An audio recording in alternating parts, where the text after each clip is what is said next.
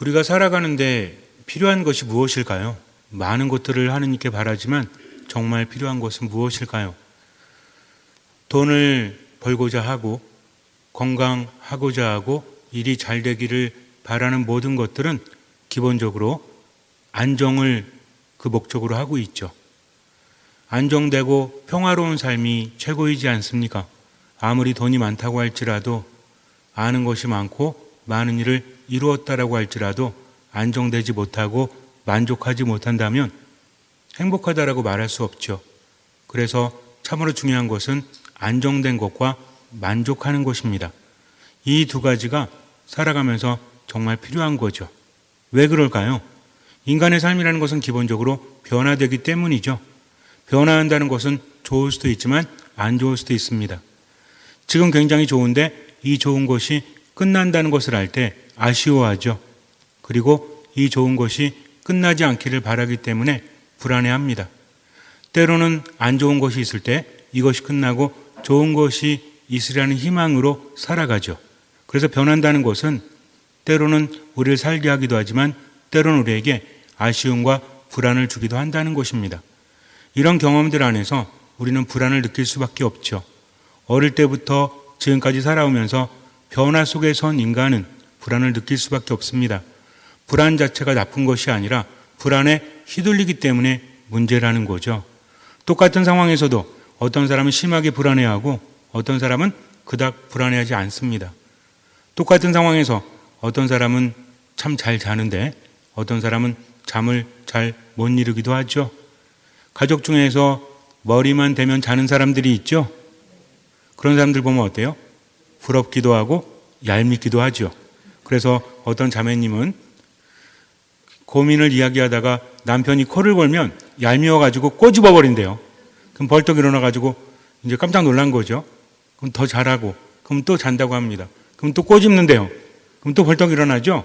그리고 또 꼬집고 또 자다가 꼬집고 반복하는데 남편은 모른대요. 그게 부럽기도 하고 얄밉기도 한다고 합니다.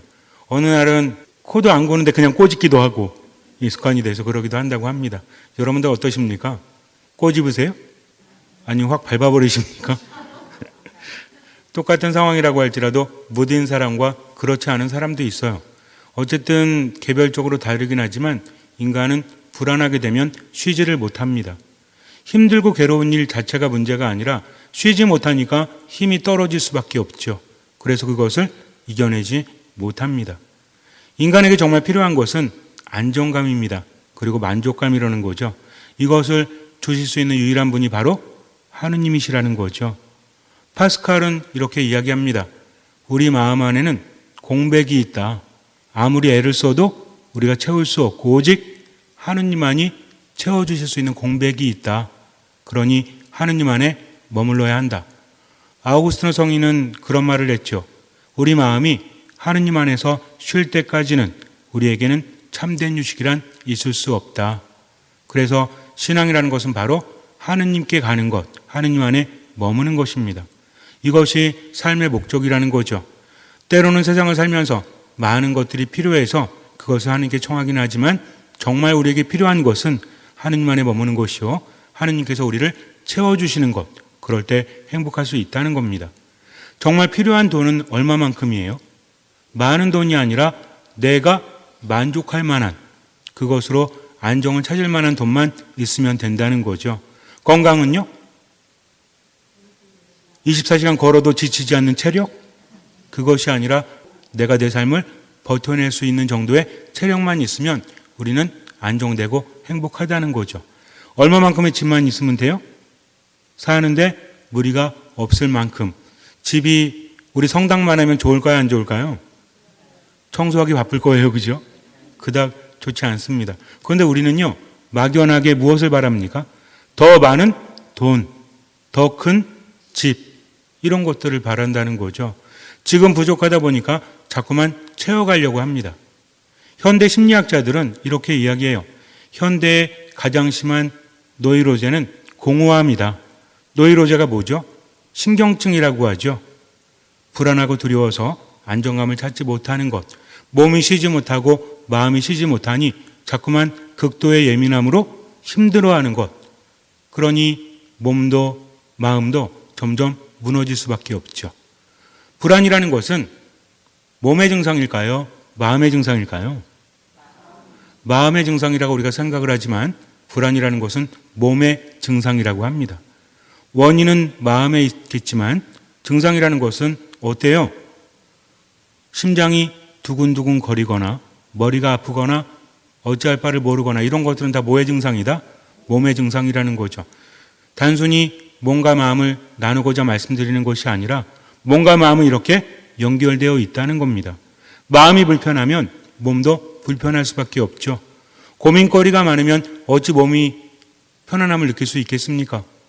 여러분들 걱정되고 두렵고 불안한데 어떻게 편히 쉴 수 있겠어요? 안 된다는 거죠.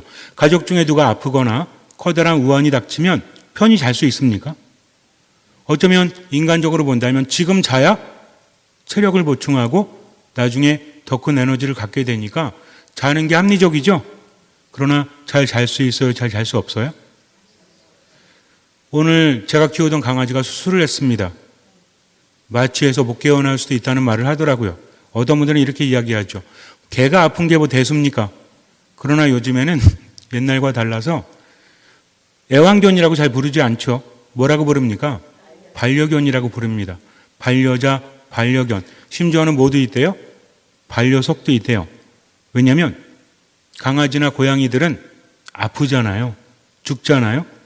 그러면 내 마음도 아프죠. 그래서 아프지도 않고 죽지도 않는 동반자가 있다는 거죠. 그게 뭐예요? 돌이래요, 돌. 그래서 여러분들 웃으시지만 진짜라고 합니다. 반려석을 키우면 나보다 빨리 죽을 일은 없으니까 편안할 수도 있다는 거죠. 어쨌든 마취해서 깨어났다는 이야기가 들렸고 조직 검사를 한대요. 그리고 한 열흘 정도 후에 이게 암인지 아닌지를 알려준다고 합니다. 제가 키우는 개는 저하고 늘 함께 하죠. 그래서 제 마음이 어떨 것 같아요? 잠이 잘 안 오더라고요. 마음이 편치 않더라고요. 얘가 건강해졌으면 좋겠다라는 생각을 합니다. 밖에서 개소리만 들려도 개가 생각이 나요. 이렇게 인간의 마음이라는 것은 결국 안정감을 찾지 못하고 세상을 살아간다는 거죠. 문제는 무엇입니까? 노이로제 신경증이 심하게 되면 삶이 더욱더 힘들어진다는 거죠. 그럴 때 우리는 이런 생각을 합니다. 내가 믿을 만한 사람이 있다면 얼마나 좋을까? 내 옆에는 내가 의지할 수 있는 사람이 없어 라는 생각을 합니다.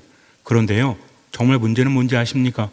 믿을 만한 사람이 내 옆에 없어서가 아니라 내가 믿지 못하고 밀어내기 때문에 문제라는 거죠.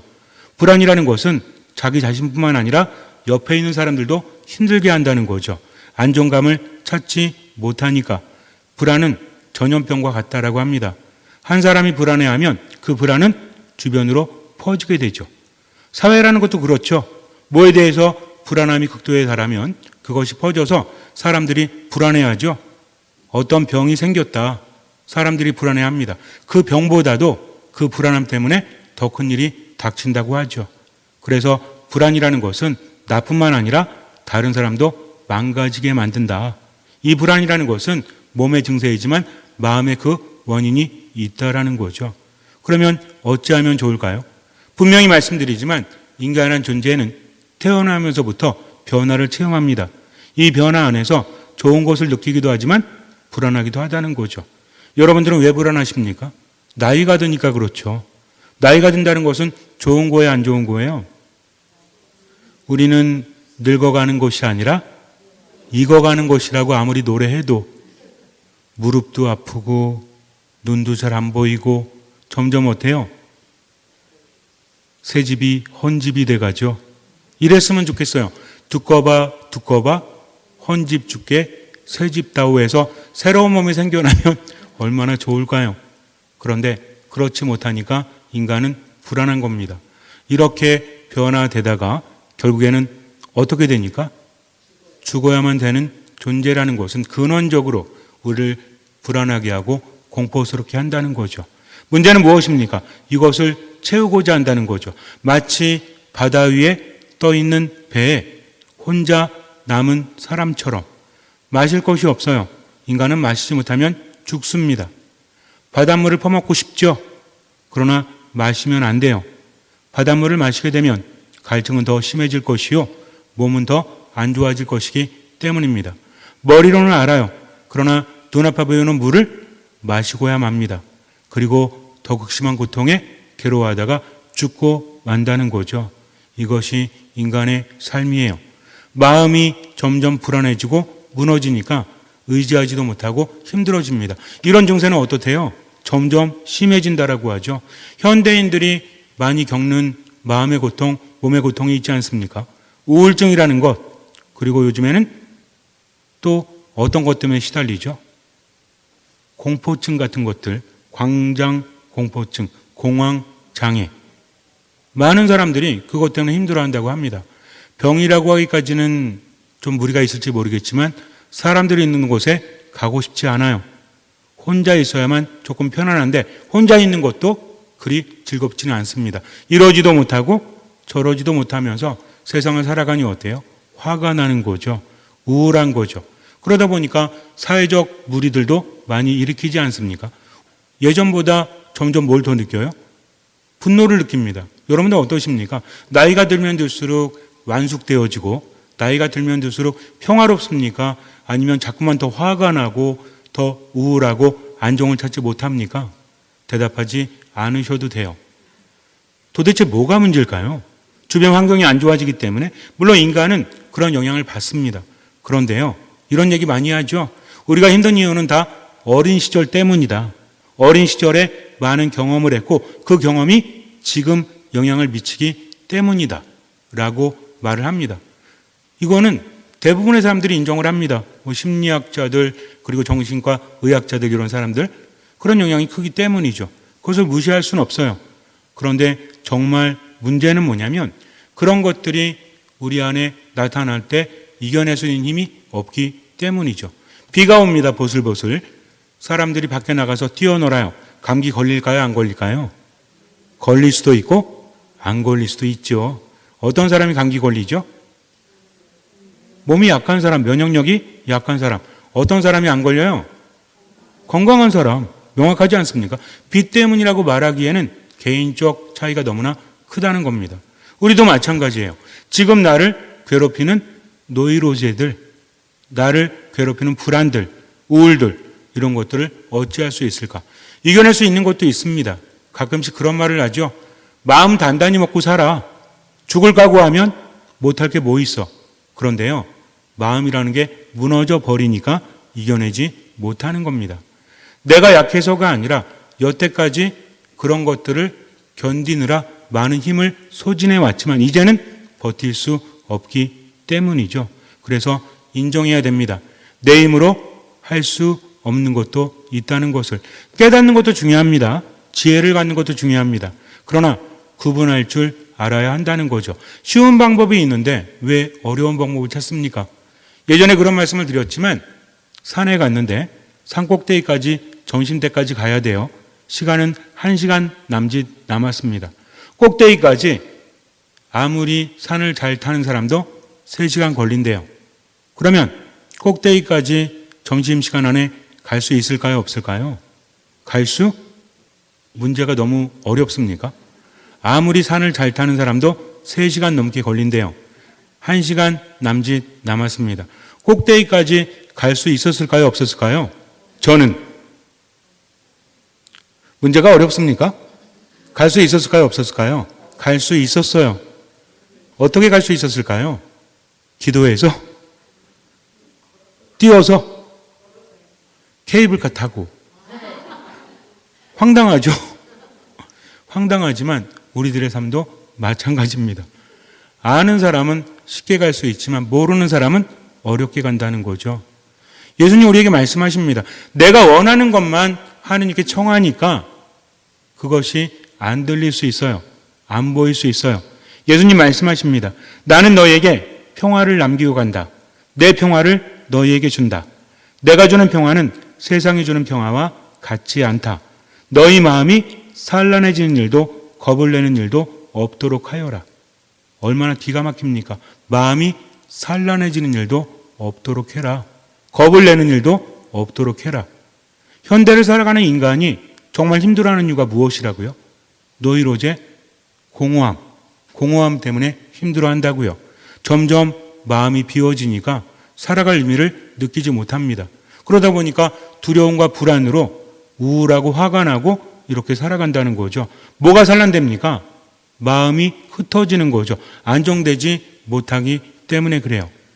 그러나 예수님께서 뭐라고 하십니까? 마음이 산란해지는 일도 겁을 내는 일도 없도록 해라. 뭐 하란 얘기예요? 스스로 힘을 내라? 너희들 스스로 할 수 없지만 내가 너희와 함께한다. 내가 너희에게 평화를 남기고 가니까 걱정하지 마라 라고 하십니다. 평화를 만들어라 말씀하시지 않으세요. 내가 너희에게 준다는 거죠. 엄마가 어디 가실 때 옛날에 그랬어요. 저희 어머니가 어디 가실 때 저하고 동생이 있는데 뭐 사 먹으라고 뭘 주십니까? 돈 주시죠, 돈. 어릴 때 뭐 돈 주고 가야지 뭘 사 먹지. 그냥 뭐 사 먹으려고 아무것도 안 주고 가면 사 먹을 수 있어요? 아닙니다. 그러니까 어머니 어디 가실 때 오늘은 짜장면 사 먹어, 오늘은 탕수육 먹어 라고 말한다면 어머니가 그것을 살 만한 것을 주고 가신다는 거죠. 마찬가지입니다. 예수님께서 마음이 산란해지는 일도 겁을 내는 일도 없도록 해라. 뭘 주시기 때문에? 평화를 주시기 때문입니다. 그런데 그 평화는 세상이 주는 평화는 다르다는 거죠. 변화되는 세상에서도 그분께서는 우리와 함께 하시면서 정말 필요할 때 주신다는 겁니다. 물론 때로는 이해되어지지 않을 때도 있어요. 하느님께서 함께 하시는데 왜 이렇게 힘들지? 왜 이렇게 괴롭지? 그런데요, 하느님 원망에도 바뀔 수 있는 것은 아무것도 없습니다. 신앙이라는 것은 모든 것을 이해하기 때문에 하느님께 맡기는 것이 아닙니다. 그분을 체험하면서 믿음이 자라나기 때문에 때로는 이해되어지지 않아도 하느님께 모든 것을 맡기고 지금 최선을 다한다는 거죠. 우리가 이해할 수 없는 불의들, 이런 것들은 하느님께서 기억하십니다. 걱정하지 마세요. 내가 해야 될 것은 불만을 갖거나 분노하거나 또는 괴로워서 포기하는 것이 아니라 누구를 바라보는 거다? 하느님을 바라보고 언제를 살아가는 거다? 지금을 살아가는 거다. 막연한 기대감은 현재를 더 힘들게 합니다. 어떤 기대가 있잖아요. 뭐가 될 거야 라는 생각을 합니다. 그게 안 되면 어떻게 되는지 아십니까? 그게 안 될 만한 조짐들이 보이면 어떻게 되는지 아세요? 난 앞으로 편안해질 거야 라고 생각을 합니다. 집에 갔더니 내 편안함을 방해하는 왼수들이 있죠. 그럼 어때요? 더 화가 나요. 더 불안합니다. 누구의 방식대로 되지 않으니까? 내가 원하는 방식대로 되지 않기 때문이죠. 그러나 하느님은 어떠십니까? 내 방식이 아니라 하느님의 방식대로 나에게 주신다는 거죠. 어떤 고요한 밤이 있었습니다. 밤새도록 바람이 불지 않았어요. 100년이 넘은 느릅나무가 있었습니다. 그런데 이 커다란 가지가 부러지고 만 거예요. 바람이 불지 않아서. 사람들은 의아해했습니다. 아니 왜 바람이 불지 않았는데 저 튼튼한 가지가 부러졌을까? 정원사가 이렇게 말합니다. 고요했기 때문입니다. 아니 무슨 말씀이세요? 고요하다고 해서 나무의 큰 가지가 부러집니까? 예, 그렇습니다. 밤새 이슬이 내렸는데 바람이 불지 않아서 그 이슬을 치워주지 않아서 그 무게 때문에 저 큰 가지가 부러진 것입니다. 라고 말을 했대요. 바람이라는 것은 나무를 괴롭히죠. 이리저리 흔들리게 하니까. 그러나 바람이 없다면 나무는 깊게 뿌리를 내릴 수 없다고 합니다. 바람이 없다면 이슬이 흘러내리지 않아서 그 무게를 가지가 지탱해야 한다는 거죠. 눈에 보이는 것이 전부가 아닙니다. 그렇기 때문에 하나님을 신뢰하는 우리는 언제를 살아가요? 지금을 살아간다는 거죠. 회피하는 것이 아닙니다. 삶이 힘들어도 하나님께 의지하기 때문에 그 순간이 분노의 순간이나 우울함의 순간이 아니라 어떤 순간? 기도하는 순간이 된다는 거죠. 주님께서 우리에게 주시는 평화는 바람이 없는 평화, 고요한 평화가 아니라 때로는 바람이 불어도 힘이 넘치는 생기 있는 삶을 살아갈 수 있다는 거죠. 왜 그렇습니까? 그분께서 함께 하시기 때문입니다. 그러니 우리는 지금을 회피하는 것이 아니라 지금을 누구의 뜻대로? 하나님의 뜻대로 어떤 마음으로? 듣는 마음으로. 이거 중요합니다. 참는 게 두 가지가 있는 거예요. 지금은 그냥 무시하고 나아지겠지, 하나님께 주시겠지 라고 하면서 지금을 회피하는 것이 아니라 지금 하나님의 뜻이 무엇일까 하면서 참는 게 목적이 아니라 그분의 뜻을 실천하는 것이 삶의 목적이 되는 거죠. 그럼 세상이 새롭게 보일까요? 안 보일까요? 보입니다. 그러면서 누가 변화돼요? 내가 변화되는 거죠. 그러면서 나에게 진정한 평화가 찾아온다는 겁니다. 우리가 죽을 때까지 이 노이로제는 우리를 힘들게 할 수 있어요. 그러나 걱정하지 마십시오. 어차피 내가 채울 수 없는 공허함이, 공백이 내 안에는 있기 때문입니다. 이것을 채울 수 있는 분이 누구시죠? 하느님이시라는 거죠. 집에 고장난 게 있는데 혼자 끙끙 앓는다고 해서 고칠 수 있습니까? 어떻게 하면 돼요? 본당신부 부르면 돼요? 전문가를 부르면 된다는 거죠. 우리 마음에 공허함을 채울 수 있는 누구를 부르면 돼요? 우리의 의사이신 하느님을 부르면 돼요. 그것이 무엇입니까? 이게 기도라는 거죠. 의사 앞에 가면 말 들어요, 안 들어요? 말 잘 듣죠? 약 잘 드시고 언제 또 오시고 뭐는 먹지 마시고 운동하시고 그러면 합니까, 안 합니까? 할 수밖에 없죠. 왜? 살려고 하기 때문입니다. 우리도 마찬가지예요. 지금 이 순간 어떤 마음으로? 듣는 마음으로 멈추고 성호를 긋고 듣는 마음을 청하면서 내 뜻이 아니라 누구의 뜻대로? 하나님의 뜻대로 살아가신다면 세상이 주는 평화, 내가 바라는 평화가 아니라 진정 나를 쉬게 하고 나에게 힘을 주는 누구의 평화? 하나님의 평화가 우리에게 주어진다는 겁니다. 그것이 신앙의 목적이죠. 잠시 눈을 감으세요. 너희 마음이 산란해지는 일도 겁을 내는 일도 없도록 하여라 라고 말씀하십니다. 얼마나 대단한 말씀인지 우리는 그 가치를 알아야 합니다. 아무리 돈이 많아도요, 아무리 일이 잘 돼도요, 내 바람이 이루어져도 마음이 산란해지면, 불안하고 공포스러우면 우리는 힘들 수밖에 없죠. 가장 중요한 것은 무엇입니까? 만족이죠. 또 안정이죠. 우리에게 진정한 만족을 주실 수 있는 분은 바로 주님이십니다. 우리 마음에는 파스칼의 말처럼 하느님만이 채우실 수 있는 공백이 있기 때문입니다. 공허함으로 허우적거리면서 세상을 살아가는 것이 아니라 그분께서 내 안에 오셔서 나를 채워주시고 치유하실 수 있도록 듣는 마음으로 지금을 살아가십시오. 회피하지 말고 지금 하느님께서 무엇을 바라시는지 묵상하면서 깨달았다면 할 수 있는 만큼 최선을 다하고 나머지는 주님께 맡기면서 충실히 지금을 살아가십시오. 주님께서는 그 믿음을 보시고 우리 삶에 놀라운 기적을 일으켜 주실 것입니다. 아멘.